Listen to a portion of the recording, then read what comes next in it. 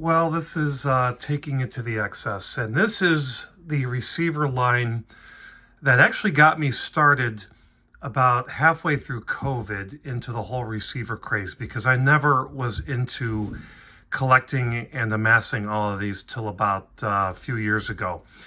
This is the KR-V127R. This is a 100 watt unit. I like it because of the VFD display, and I love this equalizer. It has all sorts of options. Then I picked up a 127. This is 130 watts. And what's amazing is it's really easy to service. All of these are, and it's a very small form factor, and it's engineered well. They get hot, but there's plenty of airspace. I then picked up another 127R at a really good price. Both of these had issues, and there's a telltale sign. If you bang on them and they go on and off, it's because there's a voltage regulator. And I'll show that when I open these up. It becomes loose. So you just got to resolder from the bottom, and it's just so easy to get to. These things are great performers.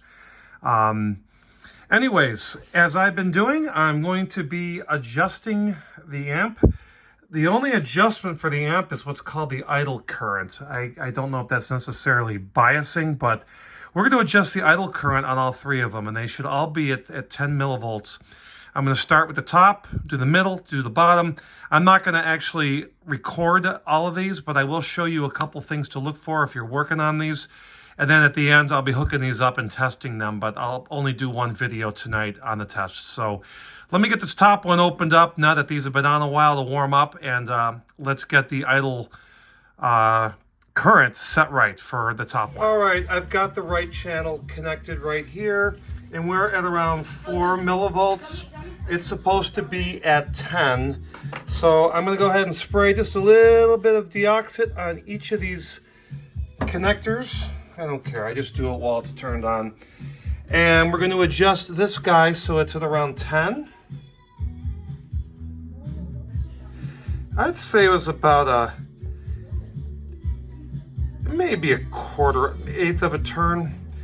Okay, that may be a little on the hot side, but that's okay. So we're right now at around 10. So this was under biased, or at the wrong spec. So let's go ahead and see what the other one is. Okay, the other one is at 4. So let me go ahead and adjust this guy right here.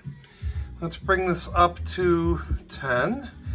I'd say maybe a little bit, just a little bit, like a quarter turn is all it's taking. So yeah, I'm guessing all the parts in here drifted a little bit.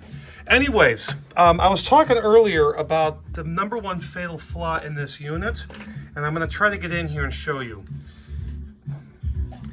Right where the flashlight's hitting, there's a silver heat sink.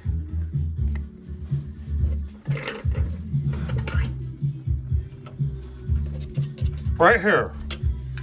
That transistor, there's a voltage regulator. On that silver thing, that gets hot. And what happens is the solder connections on the bottom of the board go bad, and when that goes out, you lose all power to the unit, the display, and the ability for it to turn on.